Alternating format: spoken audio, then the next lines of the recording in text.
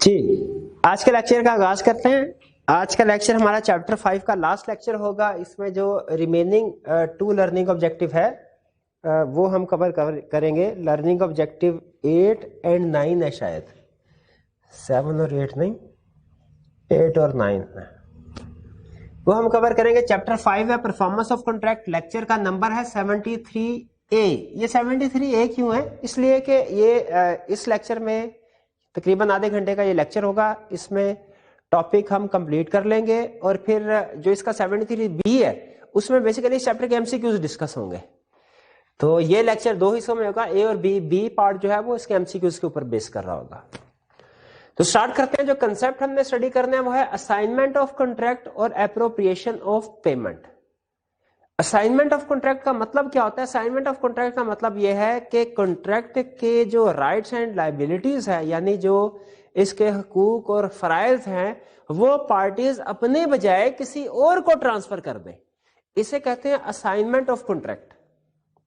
یعنی جو contractual rights and liabilities ہیں وہ ٹرانسفر کر دینا تھرڈ پارٹیز کو جو کانٹریکٹ کا حصہ نہیں ہے، یعنی جو نہ پرومیسر ہے نہ پرومیزی ہے، لیکن اس کے باوجود جو رائٹس یا لائبلٹیز ہے ایز پرومیسر یا ایز پرومیزی وہ تھرڈ پارٹی کو ٹرانسفر کر دینا، یہ اسائنمنٹ کہلاتا ہے.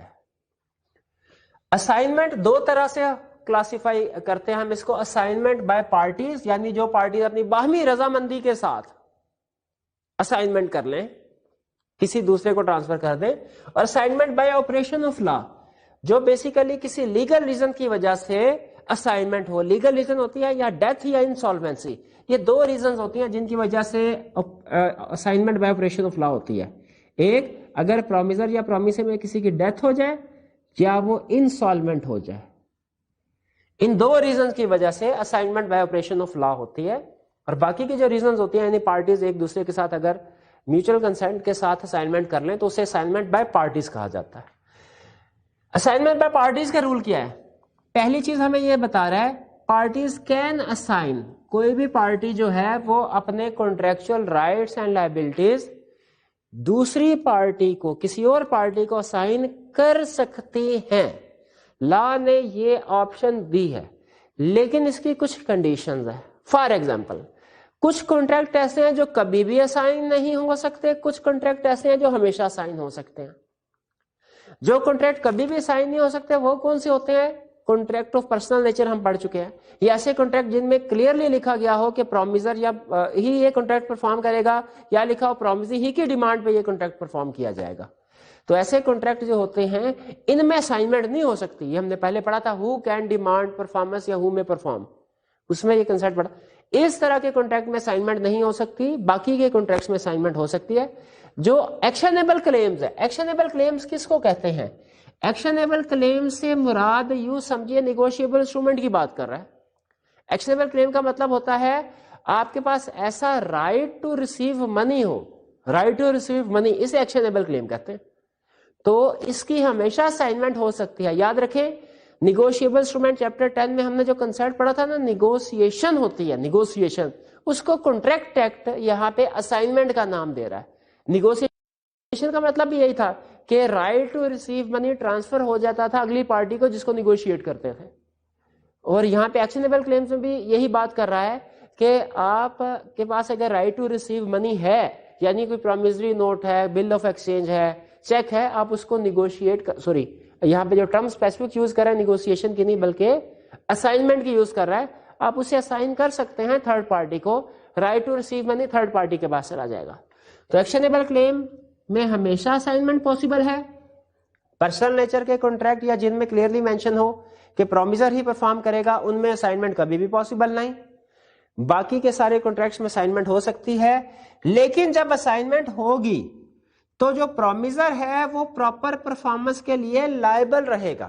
جیسے فرض کیجیے اے اور بی کے درمیان میں ایگریمنٹ ہوا، اے نے بی سے یہ ایگری کیا کہ میں آپ کے لیے بلڈنگ جو ہے وہ پریپیئر کروں گا، اور اس میں یہ مینشن نہیں تھا کہ صرف اے ہی اس بلڈنگ کو کنسٹرکٹ کرے گا.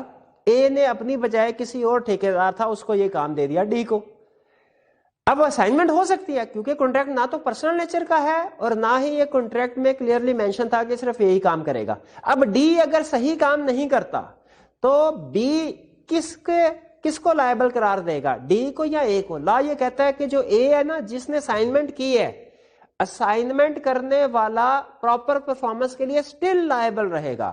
یعنی دوسرا ٹھیکیدار اگر صحیح کام نہیں کرتا تو اس کی پور پرفارمنس کے لیے پرومیسر اسٹل لائبل رہے گا, کیونکہ اصل میں کنٹریکچولی مین پارٹی جو لائبل ہے وہ تو پرومیسر ہے.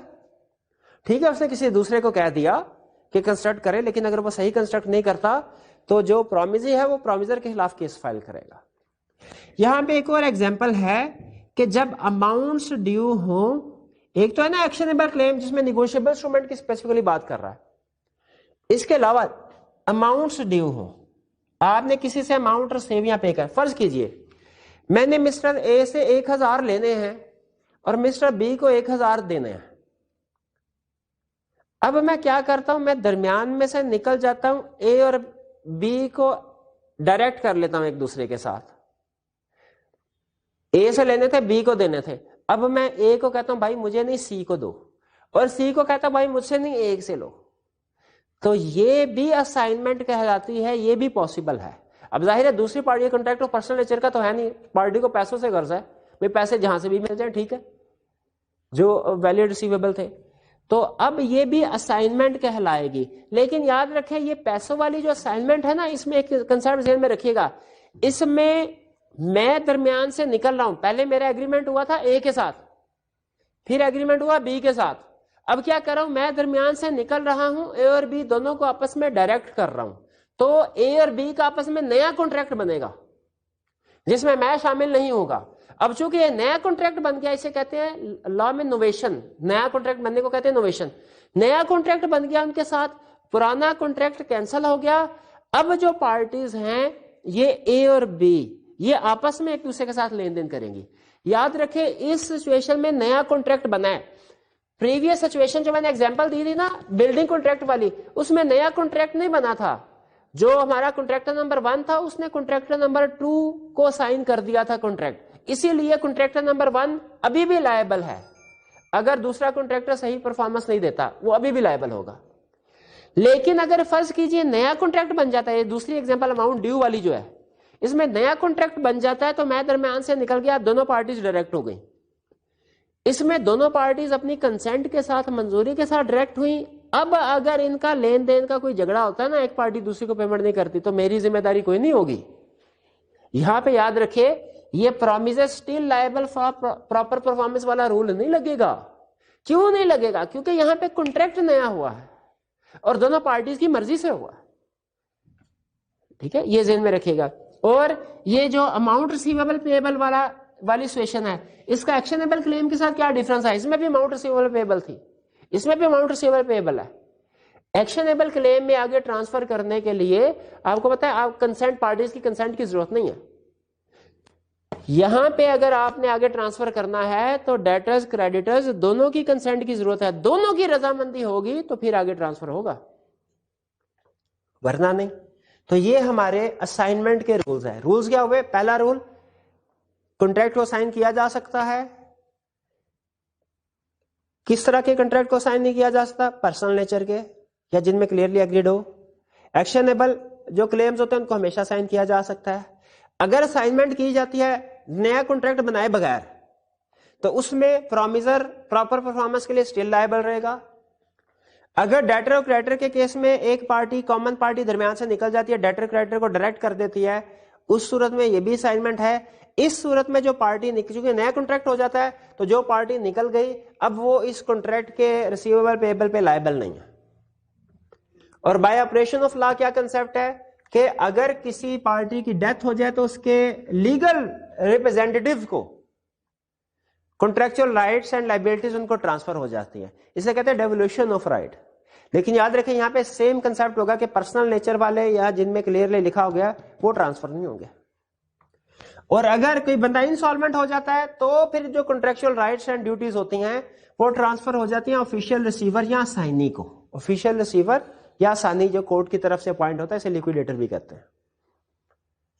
تو یہ ہے ہمارا اسائنمنٹ آف کانٹریکٹ کا کنسپٹ. اس کے بعد ایک چھوٹا سا کنسپٹ ہے appropriation of payment. Appropriation of payment کا مطلب کیا ہے؟ اپروپریشن کا پیمنٹ کا مطلب یہ ہے، فرض کیجئے دیکھیں جو تاجر ہوتے ہیں نا، دکاندار، یہ ایک دوسرے سے روٹین بیسس کے اوپر سیل پرچیز ان کی چلتی رہتی ہے، ڈیلی بیسس کے اوپر، اور ایک دوسرے کو پیمنٹس بھی یہ کرتے رہتے ہیں روٹین میں. سم ٹائم یہ پیمنٹ کرتے ہیں تو بتا دیتے ہیں بھائی یہ وہ والے پیسے تھے نا، ان کی پیمنٹ دے رہا ہوں میں، یہ جو 25 تاریخ کو تم نے مال بھجوایا تھا اس کی پیمنٹ ہے، یہ 15 تاریخ والے کی پیمنٹ ہے. سم ٹائم وہ صرف پیمنٹ بھجواتے ہیں، ساتھ میں انسٹرکشنز نہیں بھجواتے کہ یہ پیمنٹ جو ہے کس ڈیٹ کے اگینسٹ میں ایڈجسٹ کرنا ہے. تو یہ ڈیسائیڈ کرنا، یعنی جب کوئی پارٹی پیمنٹ کرتی ہے، ہمارا کوئی ڈیٹر ہے، ہم نے اسے پیسے ریسیو کرنے ہیں اور ہم نے کوئی 10 ٹرانزیکشنز کی ہیں، جب وہ ہمیں کوئی چیک دے گا تو یہ ڈیسائیڈ کرنا کہ اس اماؤنٹ کو، اس پیمنٹ کو ہم نے کون سے والے ڈیٹ کے اگینسٹ ایڈجسٹ کرنا ہے، 1 کے ساتھ، 3 کے ساتھ، 9 کے ساتھ، کس کے ساتھ، یہ کہلاتا ہے اپروپریشن. اپروپریشن کا مطلب یہ ہے کہ ایڈجسٹ کرنا پیمنٹ کو، یہ ڈیسائیڈ کرنا پیمنٹ کس ڈیٹ کے اگینسٹ ایڈجسٹ ہوگی، یہ ہے اپروپریشن. بھی کس ڈیٹ کے اگینسٹ میں ایڈجسٹ ہوگی؟ فرض کیجئے کہ ایک ہے سیل انوائس نمبر 1 جس کے اگینسٹ میں 10,000 ڈیو ہے، سیل انوائس نمبر 2 جس کے اگینسٹ 8,500 ہے، یہ ہوئی تھی 1 تاریخ کو، یہ 2 تاریخ کو، اور یہ 3 تاریخ کو، جس کے اگینسٹ میں 20,000 ڈیو ہے. ٹوٹل ہے 38,500. اب یہ پارٹی مجھے فرض کیجئے 15,000 روپیہ بھجوا دیتی ہے، 15,000 روپیہ بھجوا دیتی ہے. اب میں نے اس 15,000 کو کس ڈیٹ کی سیٹلمنٹ سمجھنا ہے، اس کی، اس کی یا اس کی، یہ کنسپٹ ہے اپروپریشن. تو لا ہمیں پہلی چیز بتاتا ہے، پہلا رول، اگر ڈیٹر نے پیسوں کے ساتھ ساتھ اسپیسیفائی کر دیا نا کہ یہ کس کی پیمنٹ ہے تو وہ ڈیٹ سیٹلمنٹ ہوگی. اگر نوٹ کے ساتھ یہ لکھا ہوا ہے کہ سر یہ سیل انوائس نمبر 1 کی اور نمبر 3 کی سیٹلمنٹ ہے، یہ جو 15,000 کا چیک آیا، ہمیں چیک آیا 15,000 کا، اور اس نے بتا دیا کہ 10,000 نمبر 1 کو سیٹل کرنے کے لیے یوز کرنا ہے اور 5,000 نمبر 3 والے کو، تو اسی طریقے سے اپلیکیشن ہوگی. اس کا مطلب ہے اس کے بعد ہمارا سیٹلمنٹ رہ جائے گی، یہ کلیئر ہو جائے گا، یہ 20 کی بجائے 15,000 رہ جائے گی. دوسرا کیس، اگر ڈیٹا اسپیسیفائی نہیں کرتا تو ہمارے لیے تو یہ بہت اچھی بات ہوگی. کیوں بلا؟ اب ہماری مرضی ہوگی کہ ہم جس مرضی ڈیٹ کو میں سے گے سیٹل کر لیں. اگر ڈیٹر پیسے بھیج دیتا ہے، اسپیسیفائی نہیں کرتا ساتھ کس ڈیٹ کی پیمنٹ ہے، تو پھر کیا ہے، کیا ہماری مرضی، جس ڈیٹ کے اگینسٹ چاہے اس کو اپروپریٹ کر لیں، سیٹل کر لیں، پھر میری مرضی ہوگی. اچھا میں کوئی پرانا ڈیٹ چاہے تو سیٹل کر سکتا ہوں کہ صرف لیٹسٹ ڈیٹ کو سیٹل کرنا ہوگا؟ میری مرضی، میں پرانا بھی کر سکتا ہوں. کوئی اتنا پرانا ہو کہ 3 سال گزر چکے ہوں، یعنی ٹائم بار ڈیٹ ہو، اس کو ایڈجسٹ کر سکتا ہوں. یہ بیوٹی ہے اس کنسپٹ میں، کہتا ہے اس کو بھی ایڈجسٹ کر سکتے ہیں آپ، کیونکہ دیکھیں ٹائم بار ڈیٹ انلیگل نہیں ہوتے. مطلب یہ نہیں کہ ٹائم بار ڈیٹ ختم ہو گئے، آپ صرف لیگل ایکشن نہیں لے سکتے اس پارٹی کے خلاف ریکور کروانے کے لیے. ٹھیک ہے، تو لیگل ایکشن نہیں لے سکتے، لیکن اس نے پیسے بھیج دیے اور انسٹرکشن نہیں دی کس کی سیٹلمنٹ ہے. ہم کہیں گے اچھا اس کا مطلب یہ ہے کہ جو ٹائم بار ڈیٹ تھا اس کی سیٹلمنٹ بھیجی ہے اس نے. آپ ٹائم بار ڈیٹ بھی سیٹل کر سکتے ہیں، یہ ڈیٹ بھی سیٹل کر سکتے ہیں، یہ ڈیٹ بھی سیٹل کر سکتے ہیں. اچھا اگر یہ ڈیٹس ایسے ہیں جن کی گارنٹی دی ہوئی ہے کسی پارٹی نے، اس کی گارنٹی نہیں دی ہوئی، اور میں ساری کی ساری اماؤنٹ اس کے اگینسٹ میں ایڈجسٹ کر لیتا ہوں کیونکہ مجھے پتا ہے اس کی گارنٹی نہیں ہے، یہ 50-50 ہے، اس کی تو گارنٹی ہے، پارٹی نے پیپر نہ کی، گارنٹیر کو پکڑ لیں گے، شیورٹی کو پکڑ لیں گے. کیا ایسا ڈیٹ بھی ایڈجسٹ کیا جا سکتا ہے جس کی کسی نے گارنٹی نہیں دی ہوئی؟ وہ بھی کیا جا سکتا ہے، پرانا بھی کیا جا سکتا ہے. ٹائم بار ڈیٹ، ایسا ڈیٹ، ٹائم بار ڈیٹ کون سا ہوتا ہے؟ جس کو 3 سال سے زیادہ گزر چکا ہو، اوور ڈیو ہوئے ہوئے. ٹھیک ہے، ٹائم بار ڈیٹ میں ہم اس پارٹی کے خلاف کیس فائل نہیں. اس سے پہلے کہیں ٹائم بار ڈیٹ پڑا؟ ہاں. Agreement without consideration is wide, उसकी एक्सेप्शंस थे कि आप लीगली रिकवर नहीं करो, लेकिन वो पार्टी अगर आकर उसका ज़मीर जाग जाए और कहे मैं आपको पेमेंट कर दूंगा, हाँ तो हाँ कर सकते हैं, इसके लिए अलहदा से कंसिडरेशन की जरूरत नहीं, लेकिन इसका जरूरी है रिटन फॉर्म में होना, साइंड हो। बिल्कुल ठीक है। अच्छा, डिस्प्यूटेड डेट सेटल कर सकते हैं इसके अगेंस्ट में? डिस्प्यूटेड डेट नहीं कर सकते। डिस्प्यूटेड डेट तो कोई ना कोई, वो अगर कोर्ट में केस चल रहा है तो वो फैसला करेगा, या किसी ना किसी जो आपस में कोई पंचायत वगैरह होती है वो फैसला करेगी, तो फिर होगा। डिस्प्यूटेड डेट सेटल नहीं कर सकते, बाकी हर किस्म का डेट सेटल कर सकते हैं अगर डेटर ने पेमेंट भिजवा दी लेकिन मेंशन नहीं किया साथ में किस डेट के अगेंस्ट एडजस्ट करना। क्लियर हो गया? एज क्रेडिटर विश, मैं क्रेडिटर हूं ना, वो डेटर है जिससे पैसे बेचे, जैसे मेरी मर्जी होगी मैं पुराने डेट भी सेटल कर सकता हूं, नए भी कर सकता हूं, टाइम बार्ड भी कर सकता हूं, और डिस्प्यूटेड डेट भी नहीं कर सकता। डिस्प्यूटेड डेट नहीं कर सकता, टाइम बार्ड कर सकता हूं, दोनों में फर्क रखना है। टाइम बार्ड कर सकता हूं, डिस्प्यूटेड नहीं कर सकता। जस्ट क्या याद रखना है? डिस्प्यूटेड गारंटेड भी कर सकता हूं, अनगारंटेड भी कर सकता हूं, मर्जी मेरी। सिर्फ डिस्प्यूटेड में पाबंदी रखें, क्योंकि डिस्प्यूटेड जाहिर है जेन्युइन है, फिर कोई ना कोई झगड़ा है वो देखा जाएगा कौन हक पे है, उसके मुताबिक फैसला होगा कि पेमेंट किसने कितनी करनी है। अगर कोई भी पार्टी एप्रोप्रिएशन नहीं करती, यानी डेटर ने बगैर स्पेसिफाई किए पैसे भेज दिए और क्रेडिटर ने भी बगैर मेंशन किए कि उसने किस डेट के अगेंस्ट में अप्लाई किया, अपने पास रख लिए, गले में अपना जो बॉक्स है उसमें रख लिए पैसे, अब क्या रूल होगा? लॉ ये कहता है, इसमें रूल बिल्कुल सीधा है। क्या? सारे डेट्स की तरतीब लगाई जाएगी टाइम के लिहाज से, जो सबसे पुराना डेट है वो सेटल होता जाएगा। यानी इस केस में टाइम ऑर्डर के लिहाज से सेटलमेंट होगी। जो सबसे पुराना डेट है, अगर वो टाइम पार्ट है फिर सेटल होगा, वो भी होगा। सिर्फ डिस्प्यूटेड रूल यही है, टाइम पार्ट डेट वो भी सेटल हो जाएगा, डिस्प्यूटेड डेट सेटल नहीं होगा, और सबसे पुराने डेट से शुरू करेंगे, सेटल करता जाएंगे। हाँ, अगर प्रिंसिपल और मार्कअप दोनों ओवरड्यू हैं तो पहले मार्कअप एडजस्ट होंगे सारे, फिर उसके बाद प्रिंसिपल एडजस्ट होंगे। ठीक है, लागत पहले सूद की अदायगी होगी, बाद में प्रिंसिपल की बारी आएगी। ये क्लियर हो गया कंसेप्ट? तो एप्रोप्रिएशन का रूल क्या है? चेक आया हमारे पास, किस डेट के खिलाफ अगेंस्ट एडजस्ट होगा? जो डेटर मेंशन करे। डेटर ने मेंशन नहीं किया तो हमारी मर्जी, चाहे ओवरड्यू को कर ले, टाइम बार्ड को कर ले, चाहे गारंटीड अनगारंटीड को कर ले, लेकिन डिस्प्यूटेड को नहीं करना। और अगर दोनों में से कोई भी पार्टी एप्रोप्रिएशन नहीं करती तो टाइम ऑर्डर के लिहाज से, उसे क्या कहते हैं? क्रोनोलॉजिकल ऑर्डर, टाइम के लिहाज से एडजस्टमेंट होती जाएगी इसमें। लेकिन अगेन वही बात, टाइम बार्ड को एडजस्ट कर सकते हैं, डिस्प्यूटेड को नहीं कर सकते। प्रिंसिपल और मार्कअप दोनों ड्यू है तो पहले मार्कअप सारे के सारे मार्कअप एडजस्ट होंगे, फिर उसके बाद प्रिंसिपल की बारी आएगी अमाउंट्स की। तो ये तो हमारे कंसेप्ट। इसके साथ हमारा ये चैप्टर तो कंप्लीट हो गया, लेकिन पास पेपर के क्वेश्चन हमारे आखिरी दो कंसेप्ट के रहते हैं, तो आइए इनको भी डिस्कस कर लेते हैं ताकि हम चैप्टर को कंक्लूड कर सके। Question 8, sorry, learning objective 8, page 85, question 27. What is meant by assignment of contract under the Contract Act 1872? State any 4 rules subject to which a contract may be assigned by act of parties. Assignment of contract का मतलब बताना है, यानी transferring rights and liabilities to third parties. फिर rules बताने हैं act of parties के, operation of law के नहीं, act of parties के 4 rules कह रहा है, बताएं। तो ये reproduce करना है basically.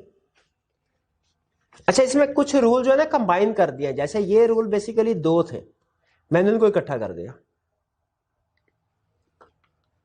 28, how the liability would devolve in case of death of one और more of the joint promisor. एक या दो जॉइंट प्रोमिसर की डेथ होती है तो लायबिलिटीज कैसे डिवॉल्व होगी? उनके लीगल रिप्रेजेंटेटिव को, उनके लीगल रिप्रेजेंटेटिव जो है वो लायबल होंगे अलोंग विद जो दूसरे जॉइंट प्रोमिसर। 29 یہ case study state whether contracts can be signed in following cases. A promises to marry B. Assignment ہو سکتی ہے؟ نہیں ہو سکتی. کیوں نہیں ہو سکتی؟ پرسنل نیچر کا contract. C is liable to A for rupees 1,00,000 and A is liable to B for rupees 1,00,000. A نے پیسے بی کو دینے ہیں, اے نے سی سے پیسے لینے ہیں اور بی کو دینے ہیں. اے نے سی سے پیسے لینے ہیں, بی کو دینے ہیں. تو کیا اسائنمنٹ ہو سکتی ہے؟ بالکل ہو سکتی ہے. اے درمیان سے نکلے گا, سی اور بی کو کہتا آپ ڈائریکٹ ہو جائے, سی کو کہے گا بھائی تم بی ڈائریکٹ. لیکن یاد رکھیں اس اسائنمنٹ کے لیے ضروری ہے کیا؟ بی اور سی دونوں کی رضامندی ہو. ٹھیک ہے. اچھا اس کے بعد فرض کیجئے دونوں کے درمیان میں کانٹریکٹ ہو گیا, جو سی ہے وہ بی کو پیسے نہیں دیتا, کیا بی میرے خلاف اے کے خلاف کیس فائل کر سکتا ہے؟ نہیں کر سکتا, کیونکہ سی اور بی کے درمیان میں نیا کانٹریکٹ ہوا تھا اور دونوں کی رضامندی کے ساتھ ہوا تھا. ٹھیک ہے. یہ نوویشن والا کنسپٹ ہے, یہ اس کنسپٹ سے ڈیفرنٹ ہے جس میں ہم کہتے ہیں کہ اے اور بی کے درمیان میں بلڈنگ بنانے کا ایکٹ, اور جو ٹھیکیدار نے آگے کسی اور کو ٹھیکہ دے دیا, مطلب کسی اور کو کہہ دیا کنسٹرکٹ کرو, اس میں نیا کانٹریکٹ نہیں ہوتا, نیا کانٹریکٹ نہیں ہوتا. ٹھیک ہے. یہ تو صرف پیسوں کا لین دین ہے نا. جب گڈ یا سروسز آگے کسی کو فردر اسائن کی جاتی ہے تو اس میں نیا کانٹریکٹ نہیں ہوتا, ایگزسٹنگ کانٹریکٹ ہی رہتا ہے. اور اس میں جو پارٹی ہوتی ہے پرومیزر, وہ اپنی مرضی سے کسی ایک دوسرے بندے کو ٹرانسفر کرتا ہے. پرومیزر کی منظوری کنسنٹ نہیں ہوتی, اور وہ اسی لیے لائبل ہوتا ہے. یہ ذہن میں رکھیے گا. پھر اس کے بعد چلیے یہ تو ہو گیا. نیکسٹ کوشچن کون سا ہے؟ 30. اس کے بعد 31 ایک بڑی سی کیس اسٹڈی ہے, لیکن کیس اسٹڈی ہے ایزی. بہرحال 30 کہتا ہے اے obtains 2 loan of rupees 25,000 each from a bank, one of which is guaranteed by B. اے نے بینک سے 25,000 کے 2 لون لیے, یعنی ٹوٹل 50,000 کے. ایک لون جو تھا وہ بی نے گارنٹی دیا, یعنی بی نے بینک کو کہا کہ لون دے دو اے کو, اگر یہ نہیں دے گا پیسے تو میں ادا کروں گا. اے sends the bank a sum of rupees 30,000 without any direction regarding appropriation towards the loan. اپنے ساتھ خود زیادتی کی, اس نے 30,000 بھجوا دیا اور یہ نہیں بتایا کہ 30,000 کون سے والے لون کی ایڈجسٹمنٹ میں استعمال کرنا. اب بتائیے کیا رول ہے؟ بینک کی مرضی ہے, کریڈیٹر کی مرضی ہوتی ہے نا, پھر جیسے مرضی اپروپریشن کر لے. بینک 25,000 بینک چلاک تھا, اس نے 25 اس لون کی ایڈجسٹمنٹ کی جو ناٹ گارنٹیڈ تھا, اور جو گارنٹیڈ تھا اس کی صرف ریمیننگ 5,000 کی ایڈجسٹمنٹ ڈالی, کیونکہ اسے پتا تھا اس میں بی کو بھی پکڑ دوں گا, لیکن جو گارنٹیڈ لون نہیں ہوتا اس میں بی کو نہیں پکڑ سکتا تھا. only guaranteed by B and rupees 5,000 only the loan guaranteed towards the loan guaranteed by B objects to such appropriation. B نے شور مچا دیا, اس نے کہا بھائی یہ 25,000 اس میں ایڈجسٹ کرو جو گارنٹیڈ تھا. کیا بی کا اعتراض ویلڈ ہے؟ نہیں ویلڈ ہے. ڈیٹر کو اسپیسیفائی اگر نہیں کرتا تو پھر کریڈیٹر کی مرضی ہوتی ہے, وہ جیسے چاہے اپروپریشن کر لے. 31 Following is the statement on August 4, 2011 on sum payable. Sum payable کو انڈرلائن کر لیں کہ یہ جو اماؤنٹ ڈیو ہے by Ubaid on account of cloth supplied by Bilal, کہ بلال نے کچھ کپڑے سپلائی کیا عبید کو اور عبید نے پیسے دینے ہیں. عبید نے پیسے دینے ہیں, ٹوٹل کتنے پیسے دینے ہیں؟ 1,70,000. اور بریک اپ ہے کہ 1 جنوری 2008 کو یہ سپلائی آئی تھی, 2 مارچ 2009 کو یہ سپلائی, 30 اگست کو یہ, 28 اپریل 2011 کو یہ سپلائی آئی. اس نے سارا بریک اپ دیا ہوا ہے, اور آگے ریمارکس بھی دی ہیں. 1 جنوری 2008 بعد ٹائم بارڈ ہو گیا ہوا ہے. اب دیکھیں نوٹ کیجئے, اگست 4 2011 کو یہ سٹیٹس ہے, 1 جنوری 2008 والا ڈیٹ اگست 4 2011, 3 سال ہو گئے کہ نہیں ہو گئے؟ تو ٹائم بارڈ ہو گیا. تو اس سے خود سے بھی بتایا, خود سے نہ بتاتا پھر بھی ہم اندازہ لگا لیتے یار 3 سال ہو گئے, لیکن اسے پتا تھا ایگزام میں بیٹھ کے یہ باتیں ہمارا دماغ اتنا کام نہیں کرتا. اس نے اس لیے خاص طور پہ لکھ دیا time barred under limitation act. Limitation act میں ٹائم بارڈ کا پیریڈ 3 سال ہے. 2 مارچ 2009 والا تو ٹائم بارڈ نہیں نا ہوا, نہیں. 30 اگست والا گارنٹیڈ بائی وسیم, جو وسیم نے گارنٹی کیا ہے, اس کا مطلب باقی کے ڈیٹ گارنٹی نہیں ہے. 30 अगस्त वाले डेट की गारंटी दी हुई या वसीम ने? अब चलिए ये समझ आ गया आपको, डेट की उसने डिटेल दी है आइटम वाइज और बताया एक उसमें टाइम बार्ड है, एक वसीम ने गारंटी दिया है। अच्छा होता अगर एक डिस्प्यूटेड डेट भी डाल देता, क्वेश्चन मजीद अच्छा हो जाता। बहरहाल चले नहीं डाला, कोई बात नहीं, अगली दफा डाल देगा। Ubaid sent a check of ₹70,000 70,000 का चेक भेजा अगस्त 5 को। There being no instructions from Ubaid, बेवकूफ, कोई इंस्ट्रक्शन नहीं दी, पैसे भेज दिए, ये नहीं बताया कि किसकी एडजस्टमेंट करो। बिलाल तो खुश हो गया होगा। Bilal adjusted the payment against the following, Bilal ने ये पेमेंट ऐसे ऐसे की, कैसे कैसे? 37, बताइए क्या 37 की एडजस्टमेंट कर सकता था बिलाल? क्यों कर सकता था? तो टाइम बार्ड है, और टाइम बार्ड है, टाइम बार्ड को नो क्यों कह रहे हैं? टाइम बार्ड है, लेकिन टाइम बार्ड की भी अप्रोप्रिएशन हो सकती है। किसकी अप्रोप्रिएशन नहीं हो सकती? डिस्प्यूटेड की।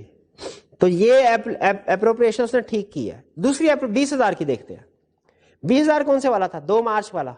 इसकी अप्रोप्रिएशन हो सकती है? बिल्कुल हो सकती है। फिर इसके बाद अच्छा, अगर टाइम के आर्डर के लिहाज से चलते ना तो अगली बारी 50,000 की आती है। 50,000 में से एडजस्टमेंट होनी चाहिए थी टाइम आर्डर के लिहाज से, लेकिन वो बंदा सियाना है। कौन भला? बिलाल। उसे पता है कि अगर दोनों पार्टीज अप्रोप्रिएट ना करें ना फिर टाइम आर्डर की बारी आती है, लेकिन वो खुद अप्रोप्रिएशन कर रहा है। उसने कहा गारंटी वाला स्किप कर दो, आगे चलो, ये 63,000 वाले के 13,000 में से 13,000 एडजस्ट कर दो। क्या ये 50,000 को स्किप करके 63 में से 13 की एडजस्टमेंट की जा सकती है? बिल्कुल की जा सकती है। कोई भी डेट की अप्रोप्रिएशन कर सकते हैं, आप एडजस्टमेंट कर सकते हैं।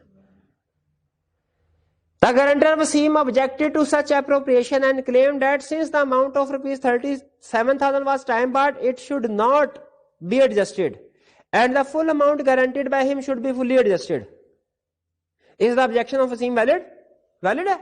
नहीं। क्यों? टाइम बार्ड की भी एडजस्टमेंट की जा सकती है। और अगर डेटर ने स्पेसिफाई नहीं किया, क्रेडिटर की मर्जी है, वो जिस डेट के चाहे अगेंस्ट चाहे एप्लीकेशन कर ले, तो वसीम को चाहिए कि अब जाके उबैद से पूछे, भाई तूने इंस्ट्रक्शन क्यों नहीं दी थी पेमेंट के साथ? ऑब्जेक्शन वैलिड नहीं है। B, discuss how should the above payment of ₹70,000 be applied under each of the following independent circumstances according to the provisions of the Contract Act. 1. The following words were written on the back of the check. 20,000 जमा 50,000 is equal to 70,000. Check की bag में ये लफ्ज लिखे थे। उसने क्यों लिखे ये लफ्ज उबैद ने? ये दूसरा केस है ना, दूसरा पार्ट है। कहता अगर चेक की बैग पे 70,000 के चेक की बैग में लिखा 20,000 जमा 50,000, तो इससे उसका क्या इशारा दे रहा है कि किस डेट की तरफ इशारा दे रहा है? कि 20,000 2 मार्च वाला और 30 अगस्त वाला इनकी पेमेंट है, इन्हीं के अगेंस्ट में सेटलमेंट होगी, एप्रोप्रिएशन एडजस्टमेंट होगी। ठीक है, ये बेसिकली इंस्ट्रक्शन दिया है ना, इसे यूं कह ले एक्सप्रेस ही है, वैसे एक्सप्रेस ही है, इशारा दे रहा है उसको, बता रहा है कि इन दो चेक की पेमेंट 20,000 और 50,000 का जो होगा वो सेटलमेंट हो जाएगा। हाँ, अगर 50,000 के दो होते अमाउंट फिर हम समझ सकते थे कि चाहिए पुराने वाले की पेमेंट दी है इसने, लेकिन है ही नहीं, और जाहिर है मैच हो रहे हैं फिगर, तो 20 और 50 की एडजस्टमेंट होगी, यानी जो वसीम ने गारंटी किया वो भी फुली एडजस्ट हो जाएगा इस केस में। Second, no instructions about appropriation of payment were given by Ubaid. Bilal did not make any appropriation इधर, ना उसने इंस्ट्रक्शन दी डेटर ने ना क्रेडिटर ने एप्रोप्रिएशन की। अब कैसे होगी एलोकेशन? फिर भी उसकी मर्जी नहीं है। ये क्या पढ़ा? इफ नाइदर पढ़, हाँ, according to order of time, time के लिहाज से सबसे पहले कौन सा डेट एडजस्ट होगा? 37 वाला, फिर उसके बाद 20 वाला, 50 वाला पूरा हो जाएगा, आधा होगा, जितना बाकी बचा है। कितना बाकी बचा है? 13 बाकी बचा। हाँ बिल्कुल, तो 50 वाले में गारंटीड बाय वसीम वाले में से 13 सेटल होगा। क्लियर हुई ये बात? C part, A was badly in need of money and offered to sell his motorcycle worth ₹50,000 to B for ₹10,000. 50,000 की मोटरसाइकिल का एग्रीमेंट 10,000 का कर दिया। B accepted the offer, B ने ऑफर एक्सेप्ट कर। क्या ये वैलिड कॉन्ट्रैक्ट है? क्यों? कंसिडरेशन एडिक्वेट नहीं है। ان ایڈیکویٹ ہو تو بھی ویلڈ کنسیڈریشن ہوتی ہے. شاباش, یہ کانٹریکٹ بن گیا یہاں پہ جب اس نے آفر ایکسپٹ کر لی. But before the motorcycle could be delivered, A received another offer for rupees 35,000 and sold the motorcycle. لیکن موٹر سائیکل ڈلیور کرنے سے پہلے 35,000 کی اور آفر آئی. اے نے کیا کیا, 35,000 والے کو موٹر سائیکل بیچ دی. A refused to carry out the contract with B on the ground of inadequacy of consideration. Is A liable to B for damages? بالکل ڈیمیجز کے لائبل ہے, کیونکہ inadequate consideration بھی valid consideration ہے. یہ valid contract ہو گیا تھا, اب اس نے بریچ کیا, اب یہ ریمیڈی کے طور پہ ڈیمیجز کلیم کر سکتا ہے بی اے سے. ٹھیک ہے جی, چلیے یہ ہمارے کویشچنز بھی اینڈ ہو گئے, اور اس کے ساتھ ہی ہمارا آج کا جو لیکچر کا یہ حصہ ہے پارٹ اے یہ بھی کمپلیٹ ہوا. اب اس کے بعد آپ نیکسٹ لیکچر کا حصہ دیکھ سکتے ہیں جو کہ بیسیکلی ایم سی کیوز پہ بیس کر رہا ہے, 73 پارٹ بھی. تو لیکچر کا یہ حصہ یہاں پہ ختم کرتے ہیں. اللہ حافظ.